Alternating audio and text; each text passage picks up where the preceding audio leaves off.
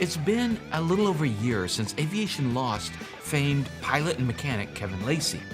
But did he find a way to be immortal? Let's find out in the hangar.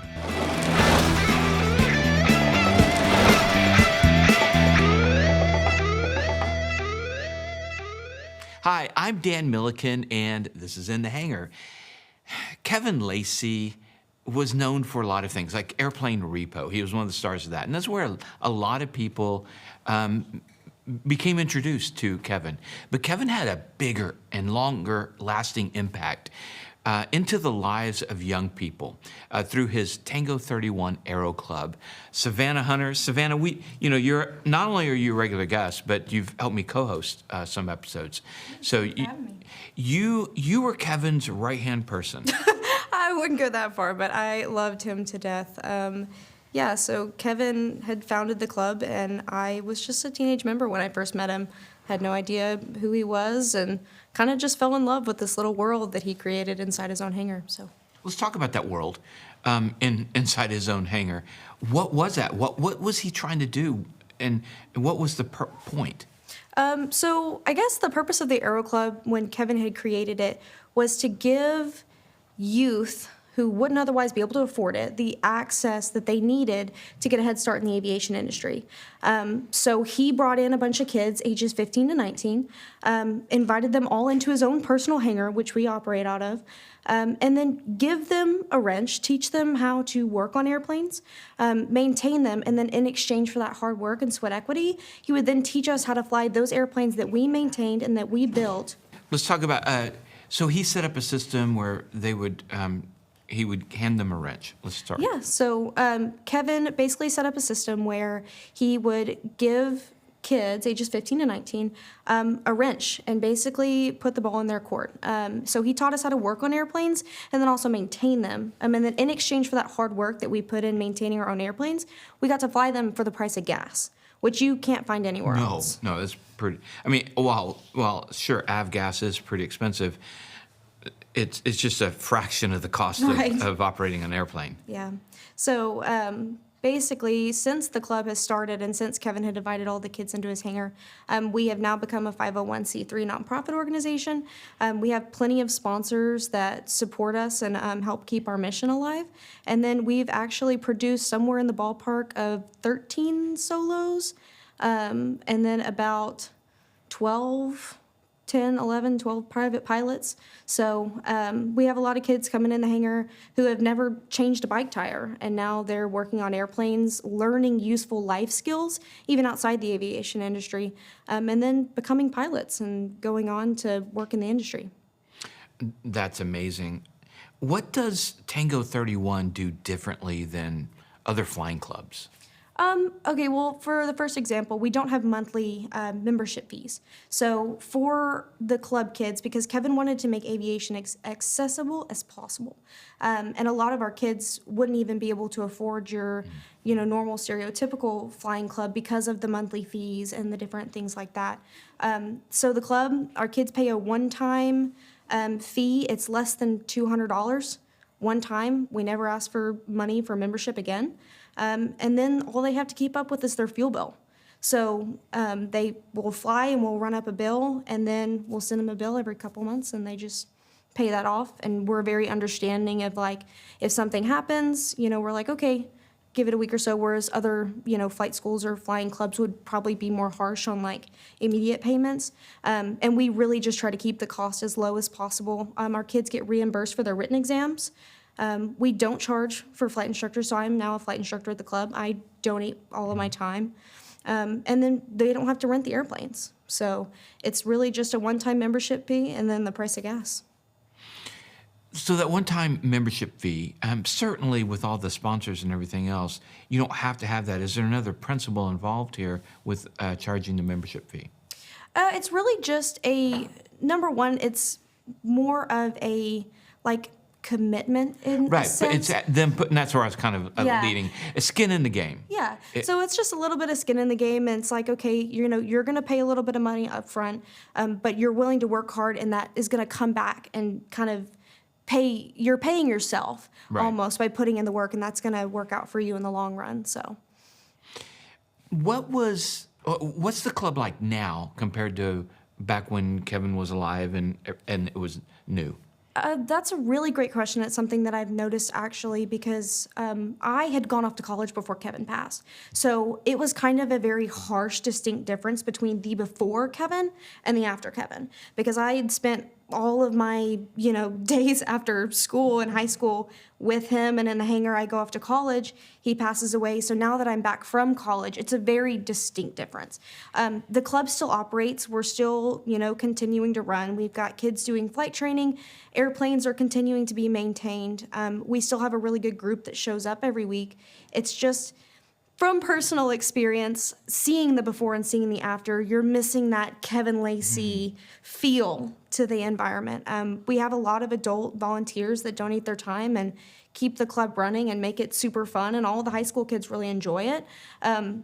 But some of them, we've now gotten to the point of the Aero Club where some of our members actually never got to meet him. Oh, wow. And so for me, being in the club and getting to see both, I definitely notice a difference, but I can also see the Kevinisms living through in the club, which is nice to see. Yeah.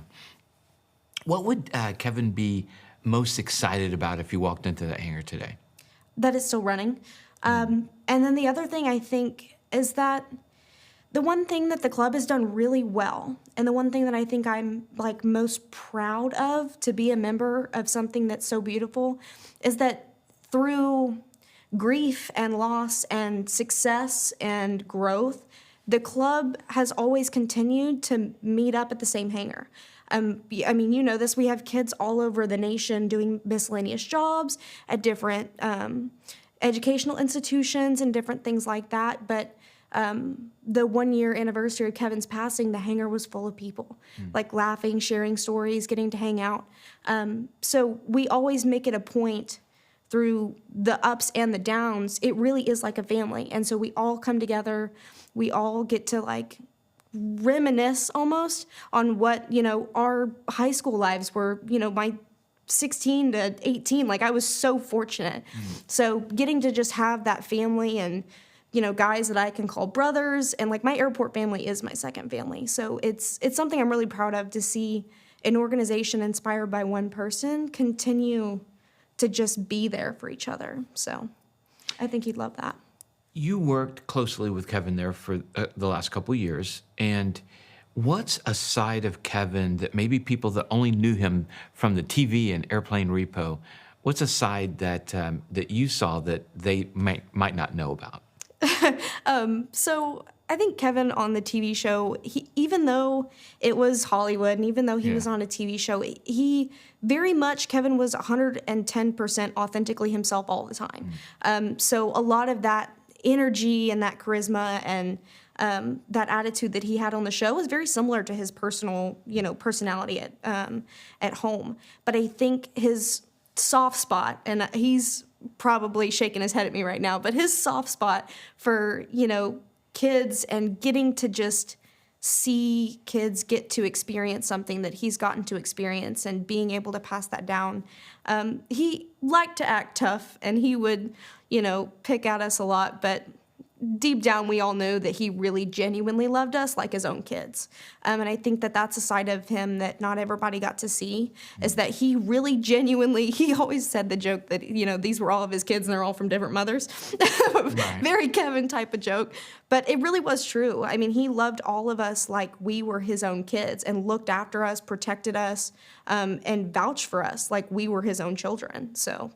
Oh, I can concur. I mean, we the first time I had him on the show, it was at Air Venture, and I, was trying to get, Kevin's a celebrity from his TV stuff. So, I'm thinking in terms of that. I didn't even know about Tango 31, and he brought all of you guys over with him for the interview. It was there. And he made it clear to me that it needed to be about all of that. So, yes, he absolutely. Now, you mentioned Kevinisms, and that there's now a new generation that didn't experience that live. What's something, maybe some advice that Kevin gave you that really stuck with you, a Kevinism?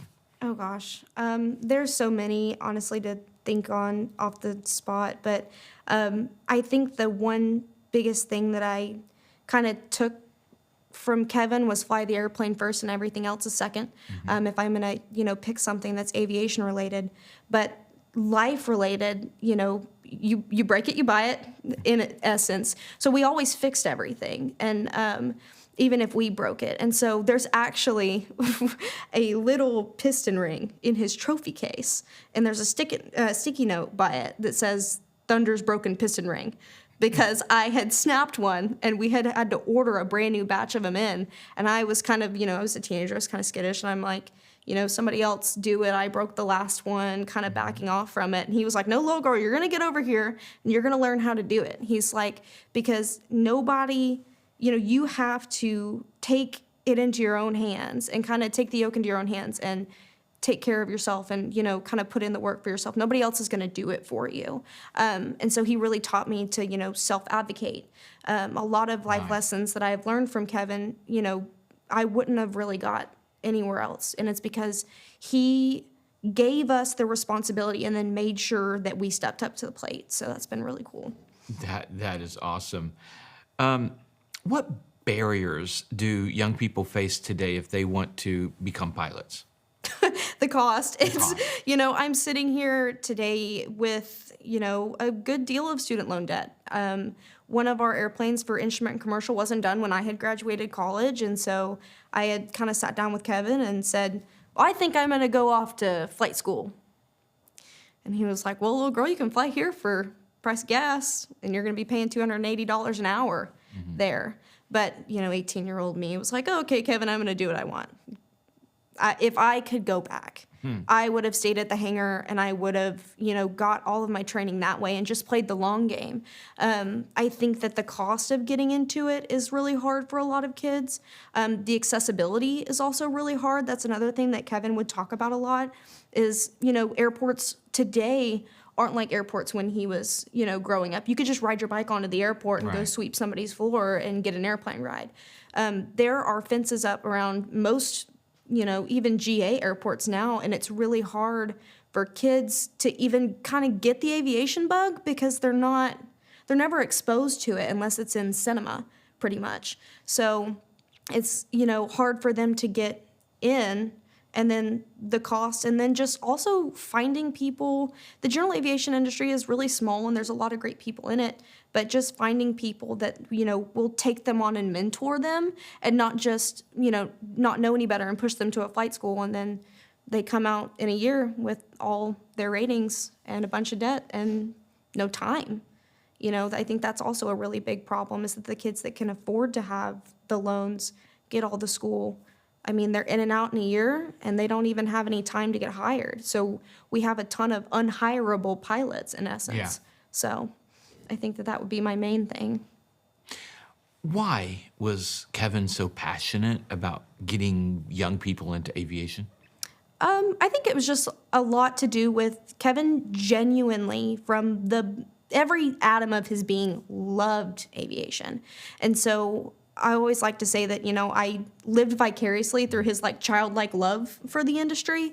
But Kevin, when he was growing up, he knew he wanted to be a pilot. There's some people that they're born and they just know, I guess, and Kevin was one of them.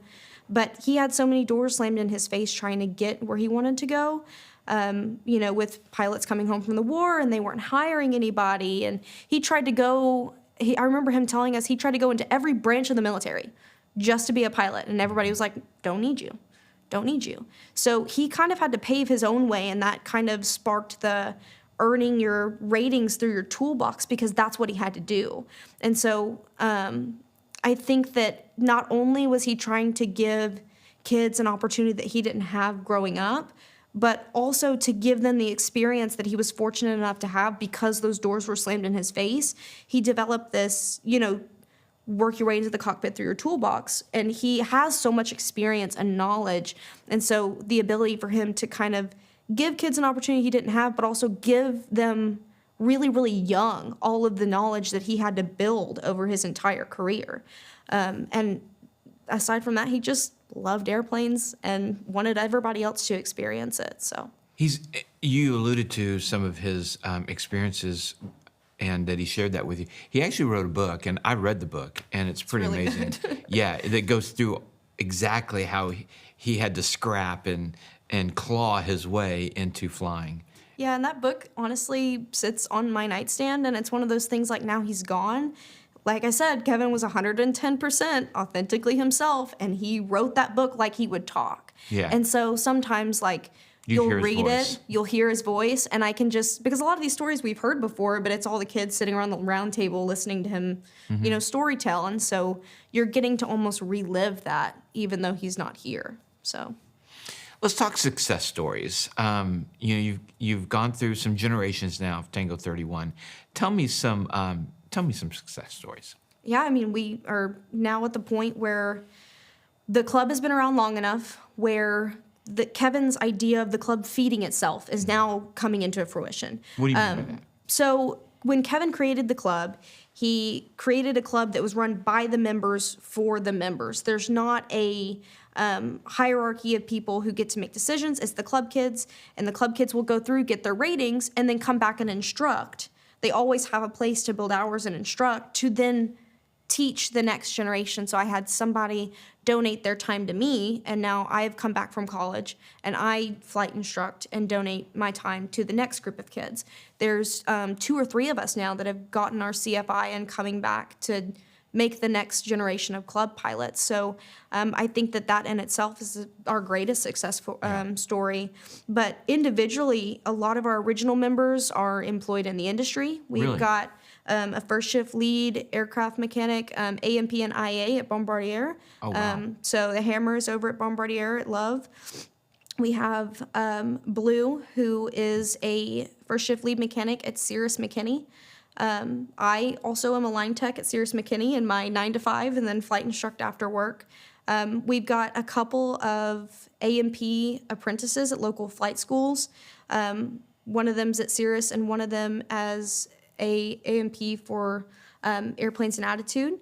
And then we've got a ton of pilots. So Ponytail, she's over in Sarasota after doing a bunch of different contract gigs and getting to fly all over. She is now writing SOPs for a local Cirrus flight school in Sarasota and is getting to flight instruct there. And then we've got another one, Squid. He's a flight instructor at TSTC and has now just got a gig to go do crop dusting. Oh, wow. For a season. So we've got Swiggles. He's in Daytona at Embry-Riddle and is killing it up there as usual. So we've got a lot of people. They're all over the place, and it's also interesting to see that they're venturing off into different facets of the industry. Got some people in college for aviation business. So it's been really cool to kind of see everybody come from the same experience and branch off into the industry to take Kevin with them, kind of. So. You mentioned a lot of call signs. Yes. Your Thunder and Squiggles and Blue and all that. And Kevin was famous for that. Is that continuing? It is. It is. Okay, so how does that work? We're still kind of piddling with it, if I'm going to be honest. Okay. It's something that, that was Kevin's thing. Yeah. And so it's how do you come from such a legendary person getting to give all these names with such endearment, and that was something that we all really cherished our nicknames no matter what they were because they were from him. Mm-hmm. And so it's how do we carry that same energy to the next group of club kids. So I think now the club just kind of feels Settles it out, on something. yeah, and then settles on something. So we are now at the point where we've got a ton of new club members. I think we've gotten 6 or 7 new club members here in the last couple weeks. So we're starting to figure out what their call signs are going to be, and we're definitely going to keep that going. So, What's the biggest challenge or obstacle for the club now? definitely, we are a nonprofit, so finances, I think that's always going to be a thing. Right now, also, we are kind of hitting our storage limit. So we still operate out of Kevin's hangar. His late partner was, gracious enough to let us continue to run out of it, but the hangar is so full. And in order for the club to really be able to grow and to take on additional projects, we have kind of hit our max. So we're looking to get a hangar. Would like to keep it at Aero Country, hence the namesake, hence the history.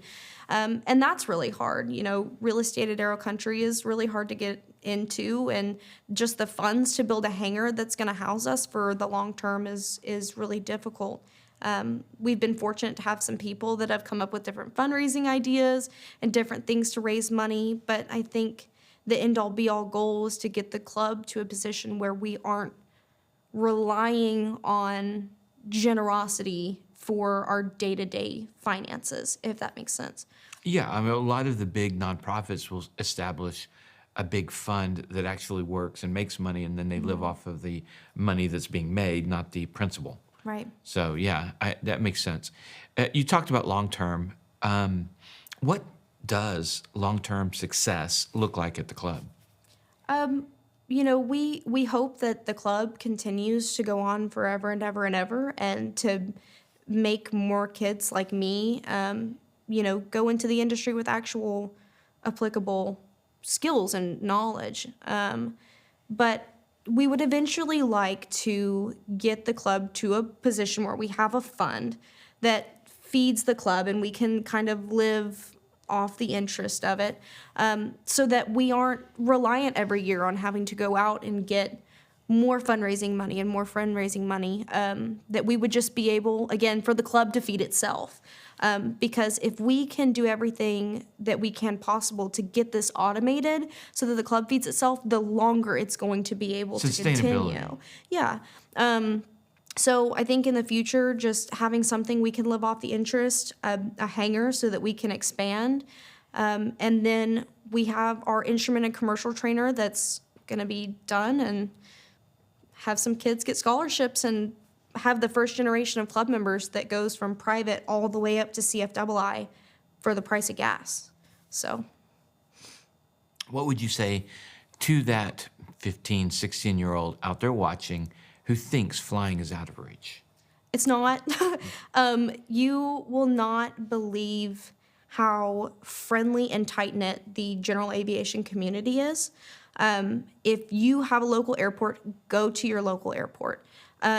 Go wander around, see if there's an open hangar door, see if you can, sweep the floors, or just get to go meet people. I mean, the aviation industry is so interconnected, and I've made a lot of friends because they were friends with some of my friends, and, it's all about who you know, and there are tons of scholarships out there. There's EAA, AOPA, there's an organization called Aviation Start, that you can get your flight training scholarships to apply for.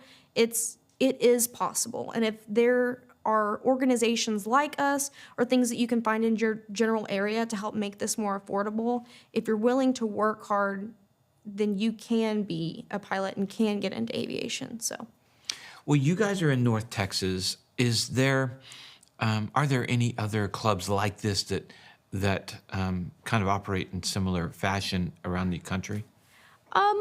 I would say we are the only club that I know of that operates as cheap as we do for the cost of flight training. I know that there are some in Lakeland. There's Aero clubs all over.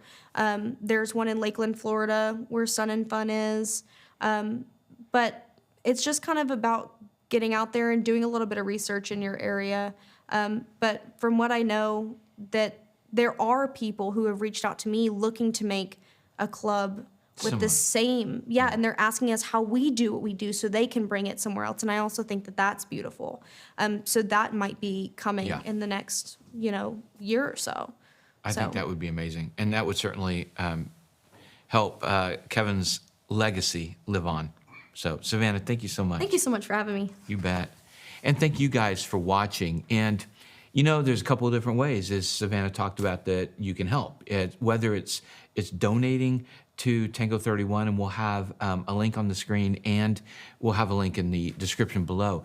But also, if you're so led and you want to create something like this in your neck of the woods, not a bad idea. Reach out to Tango 31 and figure it out, because they did. And it's having a huge impact. And we need to have an impact on this new generation of aviators. So Thank you guys for watching. Don't forget our sponsors like Marshall Protective Services, Personal Protection Elevated, MPSprotects.com, ZVision, XEVision.com, The Brightest Landing Taxi Lights. I have them on my Cessna 210 Lola, and they're just amazing. ClemensInsurance.net.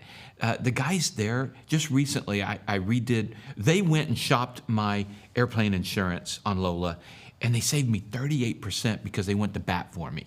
And that's what a broker should do. So go to ClemensInsurance.net. They handle all sorts of insurance. Great people. And finally, Flying Eyes. You got them on your shoulder there. FlyingEyesOptics.com/takingoff10 will get you 10% off your order. These are the best glasses under helmets and headsets. There's no sound leakage, the fatigue issues that you have. These frames are just absolutely amazing.